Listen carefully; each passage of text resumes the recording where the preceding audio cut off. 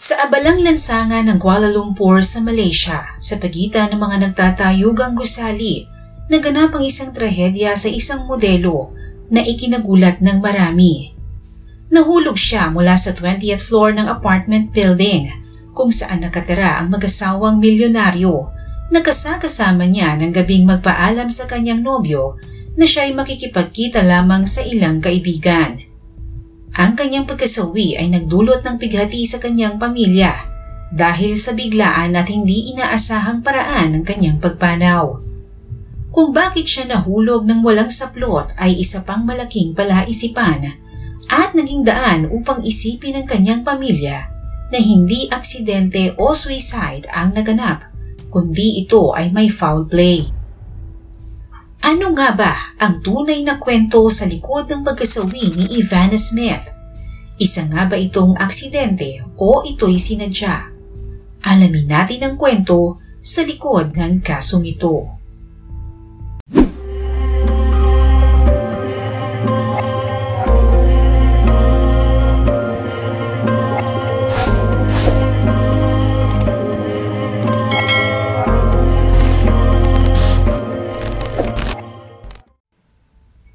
Isinilang si Ivana Smith noong January 14, 1999 sa Sittard sa the Netherlands.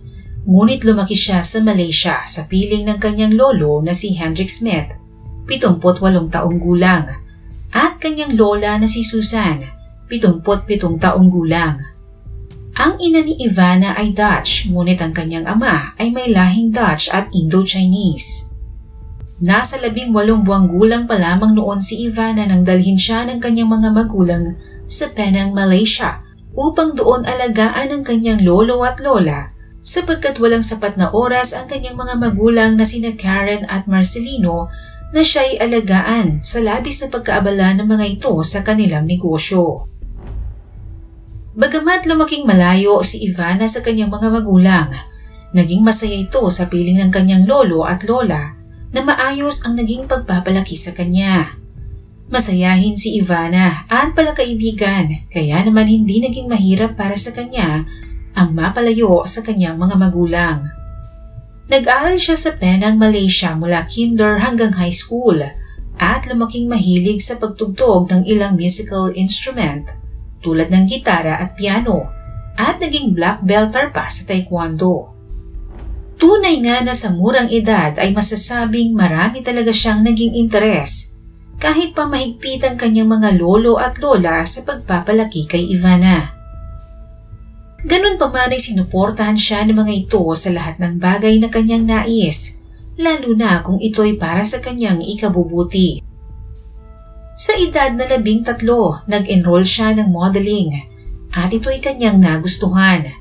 Dahil may angking talino at ganda, agad siyang napansin ng mga talent scout at agad nabigyan ng pagkakataong makapagtrabaho sa mga modeling pageant. Dahil bata pa at ayaw siyang pabayaan ng nag-iisa, kasama niya ang kanyang lolo at lola sa halos lahat ng dinadaluhan niyang modeling gig. Alam nila na maaaring mapahamak ang kanilang apo kung ito'y pababayaan na lamang nila sa kanyang mga desisyon. Mahigpit din sa oras sa mga ito kay Ivana at hindi siya maaaring lumabas ng walang kasama. Wala rin siyang sariling susi ng bahay dahil gusto ng kanyang lolo na monitor nila ang oras ng kanyang uwi, kaya't matyaga itong naghihintay sa kanya hanggang sa siya'y makauwi kung hindi rin lang siya masasamahan ng mga ito. Hindi lang sa oras ng curfew naging mahigpit ang kanyang lolo't lola. Maging sa pagkain ni Ivana ay todo bantay ang kanyang lola. Hindi siya maaaring kumain ng mga junk foods at lagi siyang ipinagluluto nito ng gulay at masusustansyang pagkain. Maging ang pag-inom ng soda ay hindi rin maaari.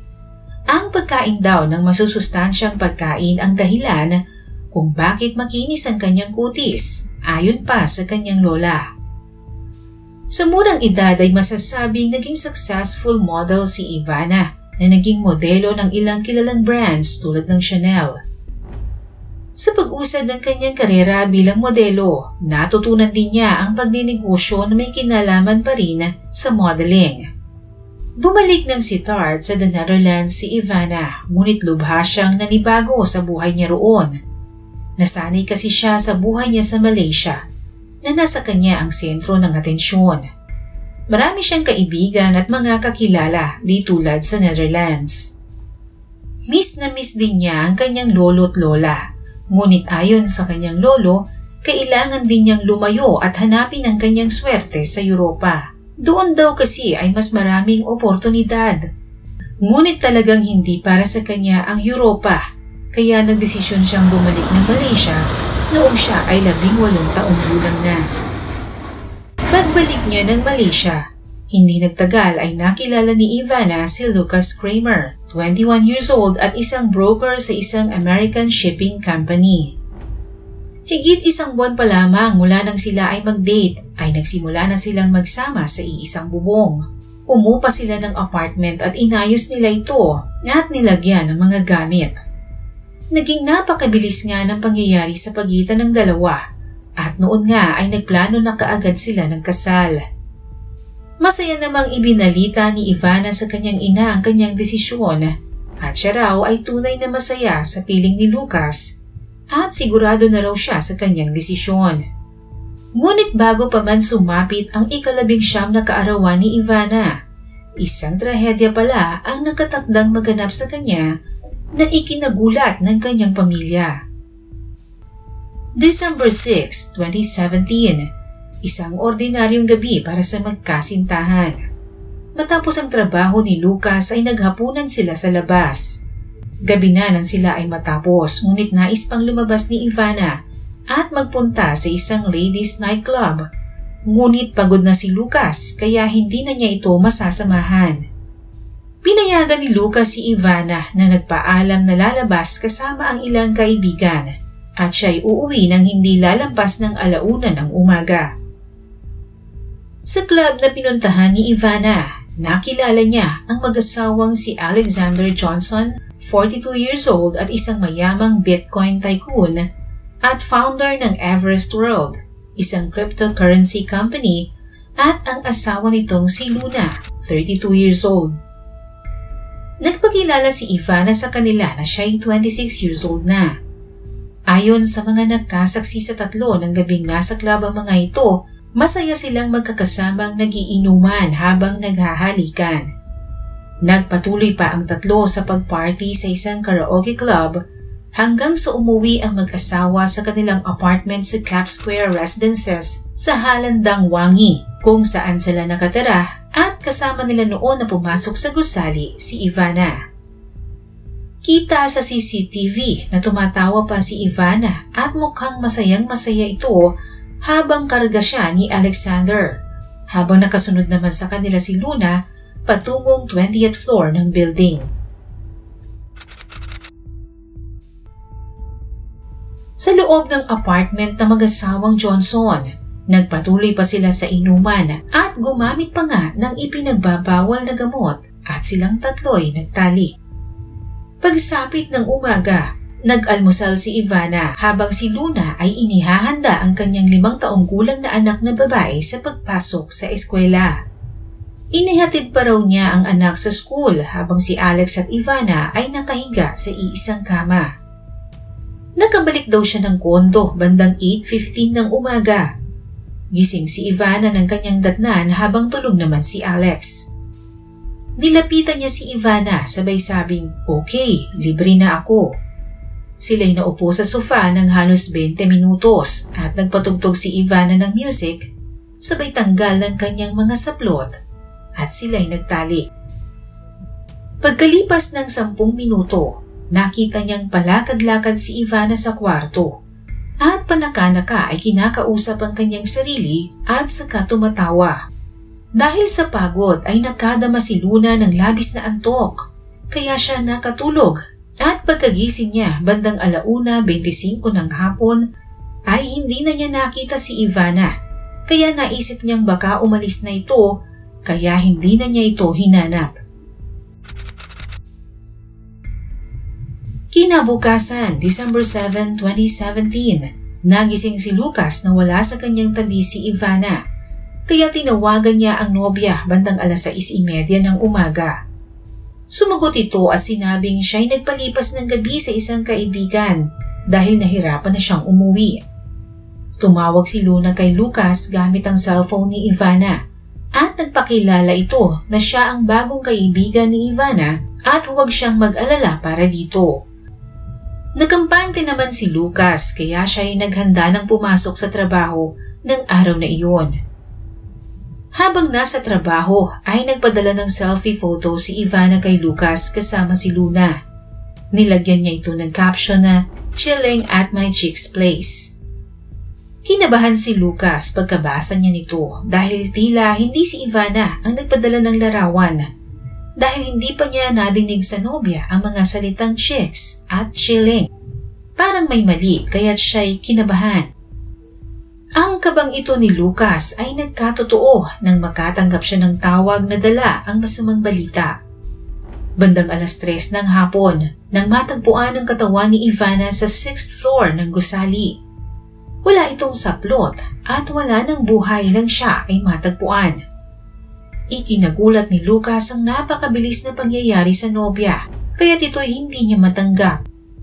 Nang malaman ito ng kanyang lolo at lola, halos hindi rin sila makapaniwala sa sinapit ng kanilang apo at sila'y labis na nagdadalamhati. Nagmamadali ang kanyang lolo na puntahan at kilalanin kung si Ivana nga ang nakitang nahulog sa gusali at habang papunta sa lugar ay abot-abot ang kanyang dasal na sana ay hindi ang kanyang apo ang kanyang makikita. Ngunit tila pinagsukluban siya ng langit at lupa nang mapatunayan niyang si Ivana nga ang nakatakip ng kumot na puti at tanging ang mukha nito ang nakalabas. Madumi man ang kanyang mukha ay kayang-kaya niya itong kilalanin. Sa pagsusuri ng mga imbestigador sa kanyang labi, nakita sa kanyang katawan na gumamit ito ng party drug. Ni-rule out ng mga pulis na may foul play na naganap sa pagkahulog ni Ivana at sinabing ito ay isang aksidente at maaaring ito ay suicide. Ganun pa man, nang suriin ng mga doktor ang kanyang katawan, may mga nakitang injury ang mga eksperto na hindi tugma sa isang simpleng pagkahulog lang at sinabing maaaring patay na si Ivana bago pa man ito nahulog mula sa 20th floor ng gusali. Hindi naman makapaniwala si Lucas at ang kanyang pamilya na makukuhang mag-suicide ni Ivana dahil masaya ito at walang iniindang problema.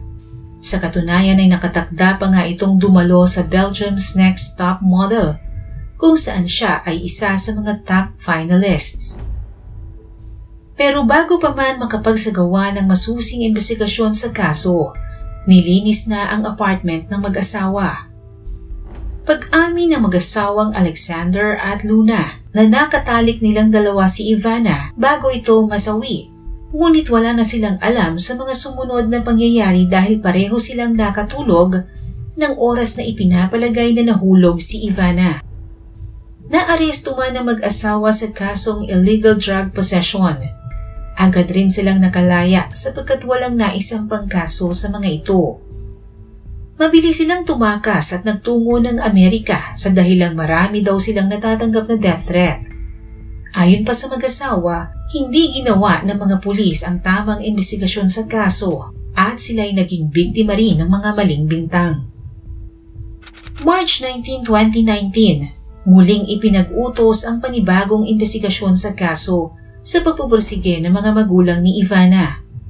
Kinasuhan din ng mga ito ang humawak sa kaso ng kanilang anak at ang pamahalaan ng Malaysia dahil sa kapabayaan ng mga ito sa kanilang trabaho.